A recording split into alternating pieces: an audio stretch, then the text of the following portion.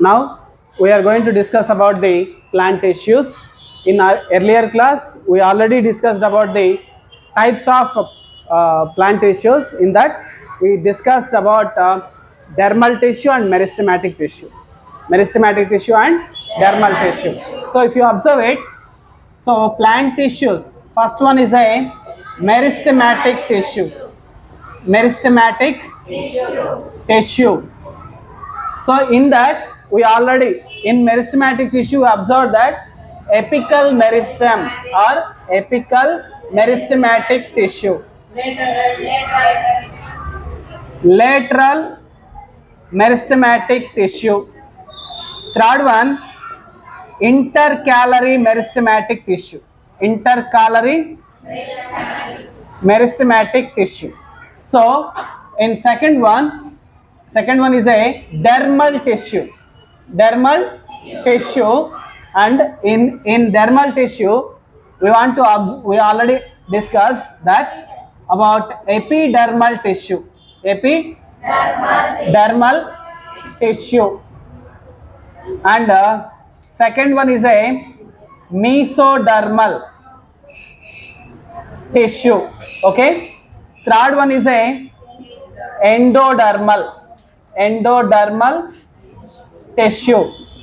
In epidermal tissue, we observe the structures of stomata, which is meant for the transpiration and gaseous exchange.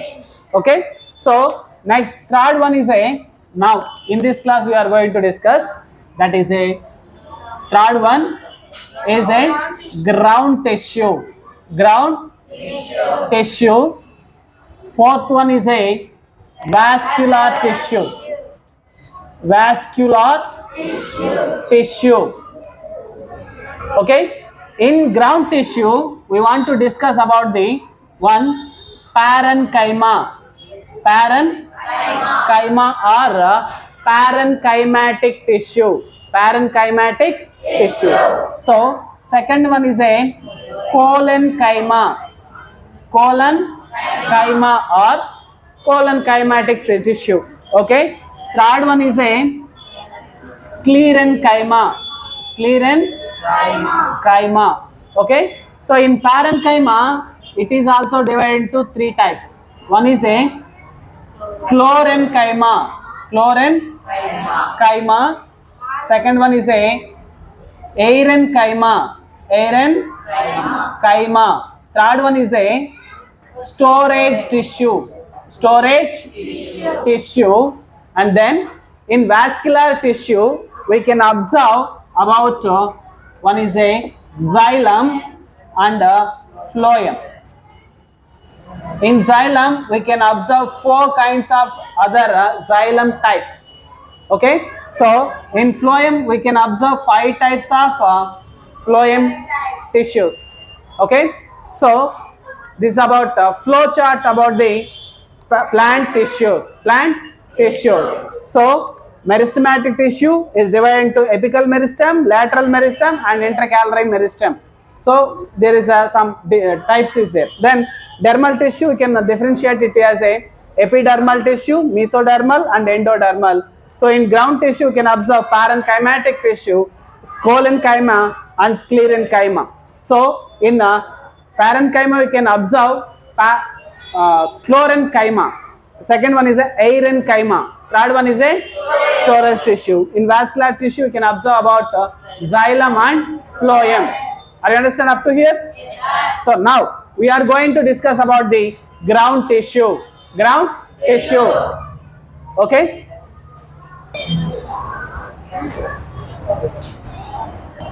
Okay. Now we are going to discuss about ground tissue. Ground tissue. Mainly, the ground tissue is meant for the bulk of the plant body. It is useful for bulk of the plant body, and also it can store food materials, and it can some of the tissues. It can synthesize food material. It means it can perform photosynthesis. Okay. And also it can give mechanical support to the plant body. Okay, so these are the uses of this. One is a mechanical support. Mechanical support. And it sometimes it can perform photosynthesis. Photosynthesis. It can store food materials. Materials can stored. And if you observe some other, so it can helpful for the bulk of the plant body. In width wise, it can the size of the plant body also increases when it grows. Okay, for that purpose, why that bulky nature is showing in the plant body, because of the presence of ground tissue in it. Okay, so I understand up to here. That is the advantages of the ground tissue. In ground tissue, we can observe mainly three kinds of other types. Three types of ground tissues. One is a parenchyma. Parenchyma. Then second one is a collenchyma. Collenchyma. Third one is a sclerenchyma. So if you observe the, first of all you want to observe the structure of that tissue. So if you observe the structure of these cells are very compactly arranged. The cells of the intercellular space of the cells are very narrow. Okay, it means the cells are compactly situated or arranged. Then if you observe the cells are having abundant cytoplasm in it. Abundant cytoplasm, and we can observe prompt nucleus and abundant cytoplasm. If you observe the cell wall of these cells, cell wall is very thin. Okay, you can observe meristematic tissue, also one type of parenchymatic tissue. This parenchymatic tissue we can observe in smooth parts, smooth and delicate parts. Okay, flexible parts of the plant body can show the parenchymatic tissue. Okay, so these all the cells of the parenchymatic tissue are living cells. Living cells. It means you can observe nucleus, cytoplasm, cell organelles. Okay, all living objects or living things you can observe there. Okay, living matter you can observe in the cells of the parenchymatic tissue. So if you observe the parenchymatic, this tissue also very different. Okay, the location of the and function of the parenchymatic tissue, it are totally different. Okay, so all are flexible tissues. Okay, and also all are living cells. So in that parenchymatic tissue you can observe chlorenchyma. You know very well chlorine. If you observe the green parts of the plant body are leaves. So it shows green color, right? Yes, sir. The parenchyma is having a specialized organelles in it, that are the chloroplasts. Okay, the organelle is a chloroplast. If you observe, the leaf of the total leaf consists of green color pigment, that is known as a chlorophyll. So cell organelles is a chloroplasts. Total green leaf considered as the color is considered as a chlorophyll. Okay, so it can perform photosynthesis. Synthesis, and it can produce food material.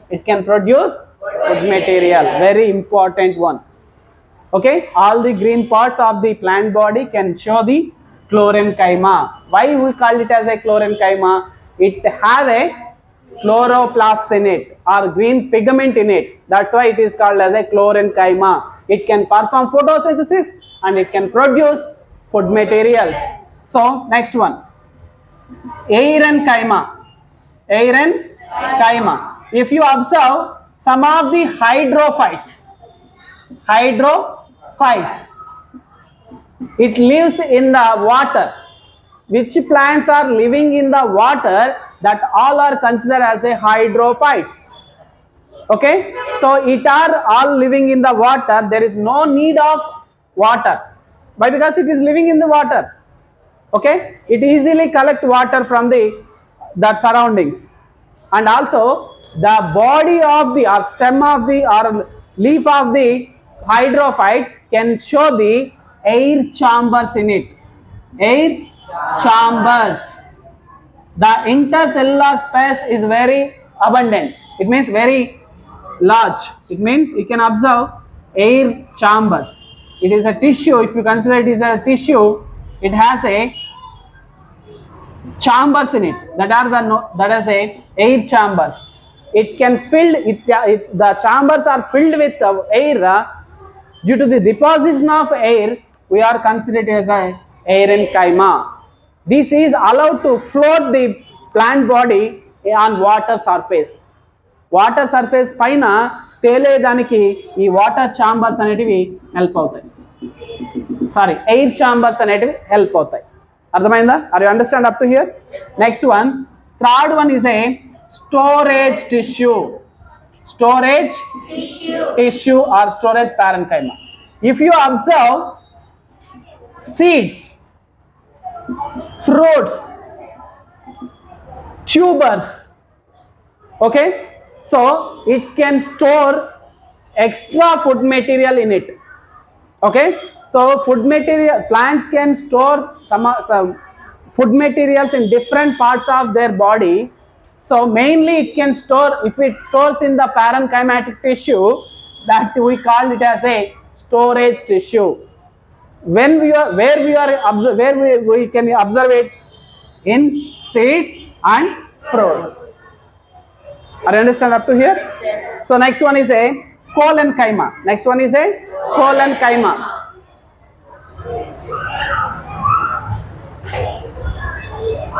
So next tissue is a collenchyma or collenchymatic tissue.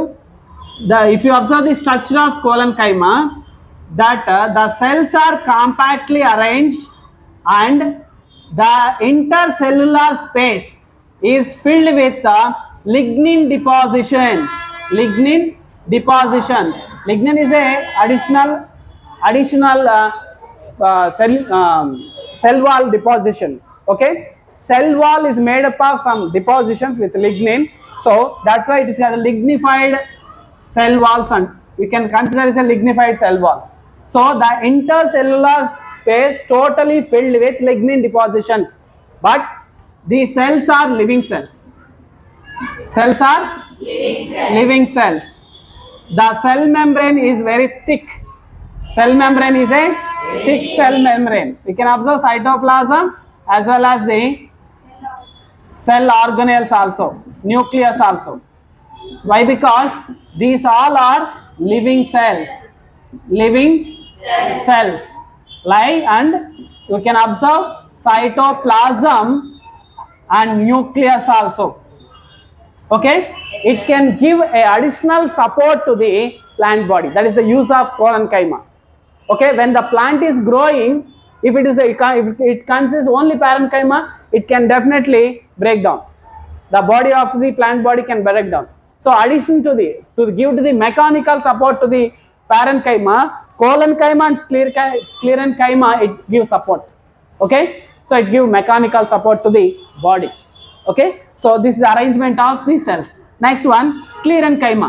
If you observe, the cells of the collenchyma is fully deposited with the lignin depositions. You can observe lignin depositions.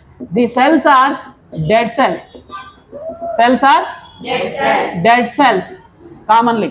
Okay, so it can give a mechanical support to the plant body. Mechanical support to the plant body. Are you understand up to here? Yes, sir. So next tissue is a vascular tissue. Vascular tissue. Then vascular tissue. Vascular tissue is mainly meant for the conduction of materials. Why? Because animal, if you see the body of the animals, it has a transport systems or circulating systems in it, in their body. We cannot observe that much of evolution in plants, but it need to transport materials like a water, food materials. Okay, that's why the nature is given a specialized tissue, that is a vascular tissue, for the conduction of materials like a water and food. Okay, so in vascular tissue we can observe one is a xylem, which is meant for water conduction or transportation of water from the roots to the every part of the plant body. Okay, so next one is a food conduction. The second one, that is known as a phloem. Okay, we will discuss only briefly here. You can get more knowledge in higher classes. Okay, so that is xylem and phloem, both should consider as a vascular tissue. So xylem is meant for the water conduction in the plant body from root system to the every part of the plant body. Food can synthesize us in the leaves, from the leaves to every part it want to transport. Okay, every cell of the plant body can require, if it is a living cell, required energy for that purpose it need to collect materials, food materials. That means it must transport from the leaves to every part of the plant body. That's why the phloem is helping that, the phloem is helping for that. Okay, so okay, here xylem has a types, mainly 4 types you can observe. What is a xylem fibers? Xylem fibers, xylem tubes, xylem tracheids. Fourth one is a xylem parenchyma. Okay, so in phloem, here all are dead cells except xylem parenchyma. Okay, so in phloem we can observe 5 types. 5. That one is a sieve cells or sieve tubes, sieve fibers. Third one is a sieve tracheids. Okay, sieve vessels.